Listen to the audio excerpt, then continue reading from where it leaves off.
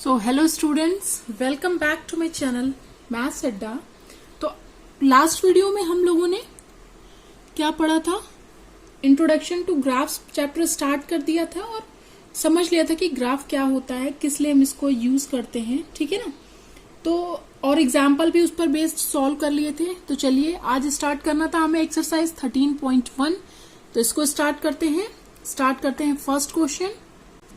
तो इस एक्सरसाइज के सारे क्वेश्चन ग्राफ बेस्ड ही हैं। आपको ग्राफ सारे क्वेश्चंस में एक एक ग्राफ दिया गया है, उस पर बेस्ड क्वेश्चन आपसे पूछे गए हैं। तो चलिए फर्स्ट क्वेश्चन स्टार्ट करते हैं। ग्राफ आपको स्क्रीन पे दिख रहा होगा, ठीक है। मैंने इसको फिर से शीट पे नहीं बनाया है बिकॉज उतना अच्छा बनेगा नहीं, उतना क्लियरेंस नहीं होगा, ठीक है ना, क्लैरिटी होने वाली नहीं उतनी। तो मैं डायरेक्ट आपको बुक से ही समझाऊंगी, ठीक है। तो समझना है, जैसा कि मैंने लास्ट वीडियो में भी बोला था, समझना ज्यादा जरूरी है मैथ्स में। लिख तो आप लोगे ही अपने आप से, ठीक है, इतने छोटे आप हो नहीं। तो स्टार्ट करते हैं फर्स्ट क्वेश्चन। इसमें बोला है the following graph shows the temperature of a patient in A hospital recorded every hour, ठीक है। तो जो ग्राफ में हमें क्या शो कर रहा है, आपको दिख भी रहा होगा कि एक पेशेंट है हॉस्पिटल में, उसका टेम्परेचर हर घंटे का टेम्परेचर देख रहे होंगे आप। टाइम जो एक्स एक्सिस या हॉरिजॉन्टल एक्सिस है हमारी, उसमें टाइम को शो किया है, ठीक है, और वर्टिकल एक्सिस पे टेम्परेचर को इंडिकेट किया है, ठीक है। तो जब आप हॉरिजॉन्टल एक्सिस पे टाइम को देखेंगे तो आपको दिखेगा 9 to 10 एक हमारा मतलब कि एक घंटे का हर मतलब कि टाइमिंग के बीच में क्या है, एक घंटे का गैप है, मतलब हर घंटे टेम्परेचर पेशेंट का रिकॉर्ड किया गया है, ठीक है। तो चलिए ये तो समझ में आ गया। क्वेश्चन स्टार्ट करते हैं। क्या पूछा है? तो ए पार्ट में पूछा है what was the patient temperature at 1 PM। तो जैसा कि टाइम है हमारा हॉरिजॉन्टल एक्सिस पे, हम इस पर देखेंगे 1 PM कहाँ पे है। 1 PM पे पेशेंट का टेम्परेचर हमें बताना है। तो 1 PM ये है, हम चलेंगे ऊपर की तरफ, मतलब वर्टिकल एक्सिस पे, जहां पे पॉइंट है वहीं पर रुक जाएंगे। तो यहां पर टेम्परेचर क्या है हम लोग आके देखेंगे वर्टिकल एक्सिस पे, तो ये 36 और 37 के बीच में है, ठीक है। तो 36 और 37 के बीच में क्या है, 2 स्क्वायर्स आ रहे हैं, ठीक है। और ये गैप कितने का है, 1 का है। तो एक स्क्वायर कितने का हो जाएगा, 0.5 का हो जाएगा, ठीक है ना। तो इससे क्या पता चलता है कि जो हमारा टेम्परेचर 1 PM पे है पेशेंट का, वो है 36.5 डिग्री सेल्सियस, क्योंकि टेम्परेचर क्या है, डिग्री सेल्सियस में मेजर किया गया है। तो 1 PM पे टेम्परेचर हो जाएगा पेशेंट का 36.5 डिग्री सेल्सियस। अब बी पार्ट में क्या पूछा है क्वेश्चन में, उसको देखते हैं। इसमें बोला है when was the patient temperature 38.5 degree Celsius. तो 38.5 डिग्री सेल्सियस टेम्परेचर जो है पेशेंट का, वो किस टाइम पे है, ये पूछा है हमसे। तो सबसे पहले हम 38 देखेंगे वर्टिकल एक्सिस पे, कहाँ है 38, और 38.5 कहाँ हो जाएगा, 30 to 39 के जस्ट बीच में। तो इस पे देखते हैं किस जगह पर पॉइंट दिया गया है। तो ये देखिए आए हम, तो यहाँ पे ये पॉइंट बना हुआ है 38.5 पे। नीचे हॉरिजॉन्टल एक्सिस पे आके हम टाइम देखेंगे तो पता चल जाएगा हमें कि 12 नून पे जो पेशेंट का टेम्परेचर था वो कितना था, 38.5 डिग्री सेल्सियस। तो इसमें मैं आपको कुछ लिख के नहीं बता रही हूँ, सिर्फ समझा रही हूँ। क्यों? क्योंकि क्या लिखना है सिर्फ आपको बी के आंसर में कि 12 नून था टेम्परेचर पेशेंट का, 12 नून पे पेशेंट का टेम्परेचर था 38.5 डिग्री सेल्सियस। इसमें क्या है आप लिख लोगे ना, बहुत ईजी है, समझ में आना चाहिए सिर्फ। तो वो मैं आपको बहुत अच्छे से समझा रही हूँ। तो आई होप आपको ये बी पार्ट भी समझ में आ गया होगा। सी पार्ट देखते हैं। तो सी पार्ट में हमसे पूछा है कि the patient temperature was the same 2 times during the period given, ठीक है। What these 2 times।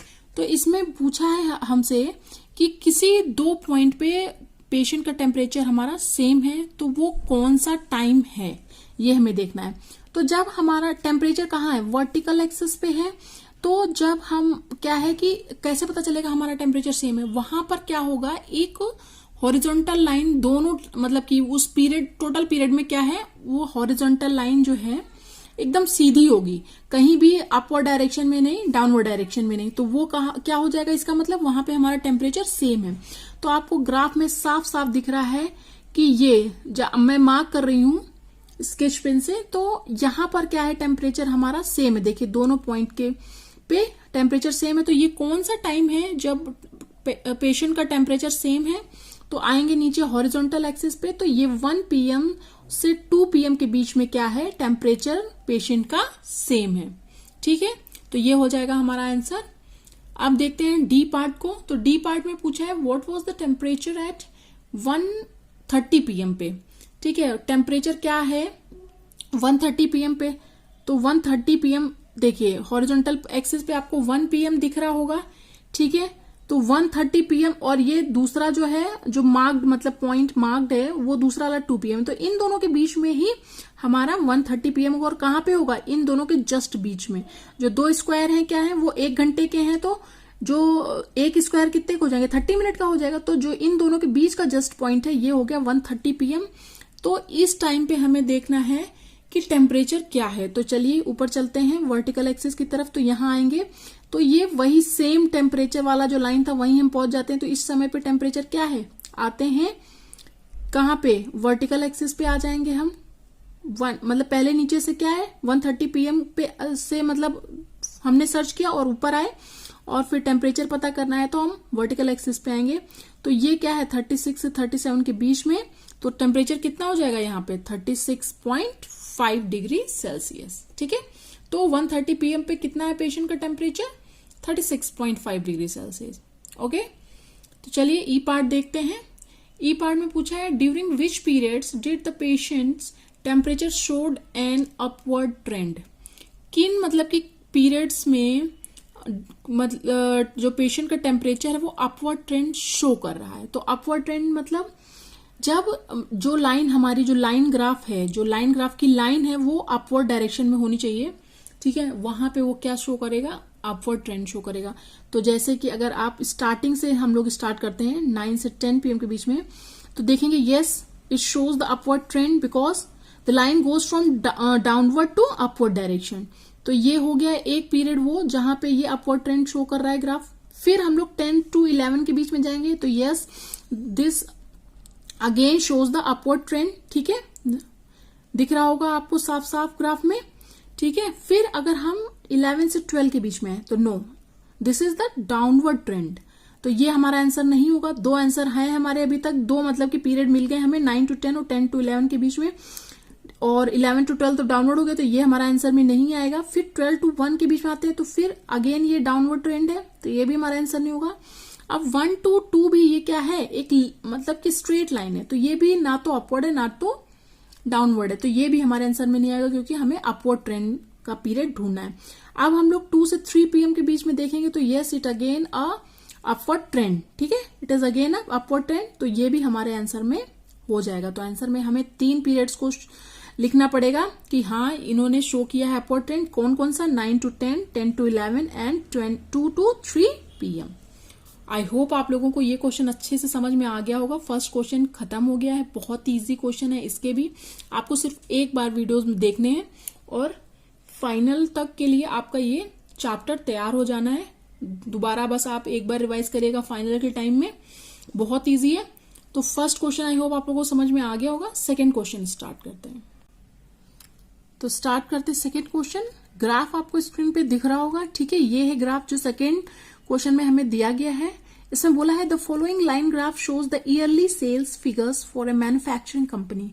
ये ग्राफ क्या शो कर रहा है, किसी मैन्युफैक्चरिंग कंपनी के लिए सेल्स फिगर को शो कर रहा है कि अगर आप हॉरिजॉन्टल पे एक्सिस पे आके देखेंगे तो किस ईयर में, ठीक है, ईयर शो किया है, और वर्टिकल एक्सिस पे सेल्स इन करोड्स आप ब्रैकेट में देखेंगे तो सेल किस में है, करोड्स में। मतलब कि अगर आप 2002 में देखें कितनी सेल हुई कंपनी में तो कितनी हुई है 4 करोड़ हुई है। 2003 में 6, ये गैप कितने का है, इसके बीच में 2 का डिफरेंस है तो ये एक स्क्वायर कितने का हो जाएगा 1 का हो जाएगा तो ये होगा 7 करोड़ 2003 पे। ठीक है, तो यही है कि हॉरिजॉन्टल एक्सिस पे हमारा ईयर और वर्टिकल एक्सिस पे सेल्स को किसी कंपनी के लिए शो किया है इस फिगर में। ठीक है, फिगर में नहीं सॉरी ग्राफ में। तो चलिए क्वेश्चन पढ़ते हैं और आंसर करते हैं। फर्स्ट पार्ट में मतलब ए पार्ट में पूछा है what were the sales in 2002 and 2006। तो सबसे पहले देखेंगे 2002 में, तो ग्राफ में देखते हैं 2002 में कितनी सेल्स हुई है कंपनी की। ठीक है, तो इसमें हॉरिजॉन्टल एक्सिस पे ईयर है तो यहां पर हम सबसे पहले पहुंचेंगे, फिर इसको सेल्स कितनी हुई उसको पढ़ने के लिए हम वर्टिकल एक्सिस की तरफ बढ़ेंगे अपवर्ड डायरेक्शन में। ठीक है, तो यहां पहुंचेंगे तो पॉइंट पर आकर रुक जाएंगे, देखेंगे 2002 में कितनी सेल है तो कितनी है 4 करोड़। ठीक है, तो ये हो गया फर्स्ट पार्ट का आंसर। फिर सेकंड पार्ट में पूछा है ए के ही 2006 में कितनी सेल्स, तो सबसे पहले हम 2006 पे पहुंचेंगे। तो ये लास्ट ईयर है, ठीक है ना। इसके बाद अपवर्ड डायरेक्शन में वर्टिकल एक्सिस पे जा रहे हैं हम, पॉइंट आ गया हमारा। अब हम आके देखेंगे वर्टिकल एक्सिस पे कितना सेल हुई है 2006 में। तो ये आपको साफ साफ दिख रहा होगा 8 करोड़ की सेल हुई है 2006 में कंपनी की। ओके, फिर बी पार्ट देखते हैं। तो बी पार्ट में पूछा है व्हाट वर द सेल्स इन 2003, और फिर सेकंड पार्ट में इसी में पूछा है 2005 में। तो आइए देखते हैं 2003 में कितनी सेल हुई है कंपनी की। 2003 पे पहुंचे, फिर हम अपवर्ड डायरेक्शन में गए वर्टिकल एक्सिस की तरफ, ठीक है। फिर यहां पर पॉइंट आ गया हमारा, हम लोग देखेंगे अब। तो ये है 8 और 6 के बीच में डिफरेंस है हमारा, 6 और 8 के बीच में 2, तो 1 स्क्वायर हो जाएगा हमारा 1 का, ठीक है ना, 1 करोड़ का मतलब ये। और तो हमारा पॉइंट कहां पे है, यहां पे, तो ये हो जाएगा 7 करोड़। तो 2003 में कितनी सेल हुई है कंपनी की, 7 करोड़, ठीक है। अब बोला है सेकेंड पार्ट में बी के ही 2005 में हमें बताना है। तो चलिए 2005 में देख लेते हैं, अपवर्ड डायरेक्शन में जाएंगे और फिर आएंगे देखेंगे वर्टिकल एक्सिस पे। तो ये है 10 करोड़। कितनी सेल हुई है 2005 में, 10 करोड़ की सेल हुई है, ठीक है। अब सी पार्ट को देखते हैं, इसमें क्या पूछा है हमसे। इसमें पूछा है compute the difference between the sales in 2002 and 2006। हमें डिफरेंस निकालना है सेल्स में जितनी हुई है कंपनी की 2002 में और 2006 में। तो हम लोग क्या करेंगे, सीधे देखेंगे पहले 2002 में कितनी सेल हुई, फिर देखेंगे 2006 में कितनी सेल हुई, दोनों को हम सब्ट्रैक्ट कर देंगे, हमारा आंसर आ जाएगा, क्योंकि हमें इनका डिफरेंस ही निकालना है। तो चलिए 2002 में देखते हैं, 4 करोड़ है सेल। फिर 2006 में आके देखते हैं, तो 2006 में है हमारी 8 करोड़ की सेल।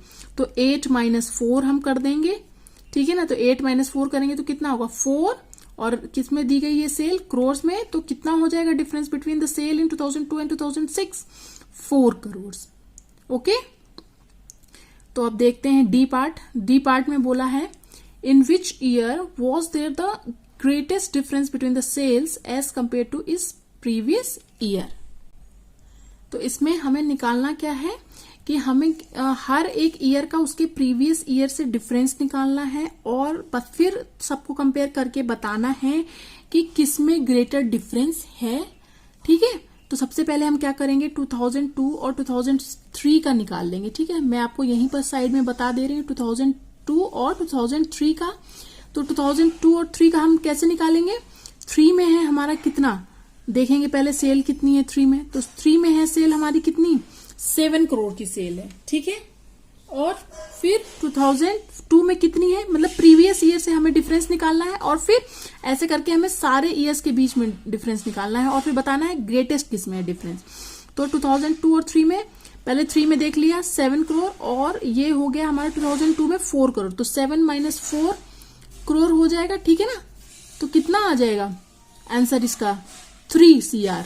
क्या आ गया, 3 CR आ गया इसका आंसर। फिर 2003 और 2004 में हम लोग देखेंगे, 2003 और 4 में।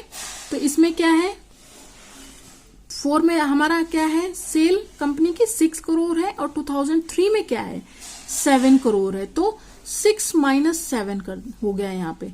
तो यहाँ पे तो क्या हो गया, सेल घट गई है, क्योंकि आंसर क्या आ रहा है हमारा, माइनस में आ रहा है। तो यहाँ पर क्या हुई है, कंपनी की सेल्स कम हो गई है। अब हम 2004 और 6 में देखेंगे, नहीं सॉरी 2004 और 5 में देखेंगे। तो 5 में कितनी है सेल कंपनी की, 10 करोड़ है, और 4 में कितनी है, 6 करोड़ है। तो 10 माइनस 6 हो जाएगा यहाँ पे। तो इसमें इसका आंसर क्या हो जाएगा, 4 CR हो जाएगा, ठीक है। क्या हो जाएगा, 4 CR हो जाएगा, ठीक है। अब 2005 और 6 का देख लेते हैं। तो इसमें 2006 में कितनी है सेल, सेल है कितनी, 8 करोड़ है, और 2005 में कितनी, 10 है। तो 8 माइनस 10, तो यहाँ भी क्या हुई है, सेल कम हुई है। तो यहाँ भी आंसर माइनस में क्योंकि आ रहा है, -2 करोड़ आ रहा है, तो मतलब सेल यहाँ पर कम हो गई है। तो अब हमें देखना है चारों को कंपेयर करके कि किस में सबसे ज्यादा ग्रेटर डिफरेंस हुआ मिल रहा है सेल्स में। तो आप देखेंगे तो 2005 में हमें मिल रहा है 4 करोड़ का है इसमें सबसे ज्यादा ग्रेटर डिफरेंस, ठीक है। तो यही हमारा आंसर हो जाएगा कि 2005 में सबसे ज्यादा ग्रेटर डिफरेंस है सेल्स में as compare to its previous year. Okay, तो यहाँ पे हमारा सेकेंड क्वेश्चन खत्म हो जाता है। अब हम लोग नेक्स्ट क्वेश्चन करेंगे नेक्स्ट वीडियो में। तब तक के लिए थैंक यू फॉर वॉचिंग। अगर आपको मेरी वीडियो से थोड़ी सी भी मैथ समझ में आ रही तो प्लीज वीडियोस को लाइक करके जाया करिए, ऐसे वापस मत जाया करिए। और अगर पहली बार देख रहे हैं तो चैनल को सब्सक्राइब जरूर करिए और अपने क्लासमेट्स के साथ जरूर वीडियोस को शेयर करिए, जिससे कि ज्यादा से ज्यादा 8th क्लास के स्टूडेंट तक ये वीडियो पहुंच सके और ज्यादा से ज्यादा लोगों को इस वीडियो से फायदा हो सके। ठीक है ना? तब तक के लिए थैंक यू फॉर वॉचिंग।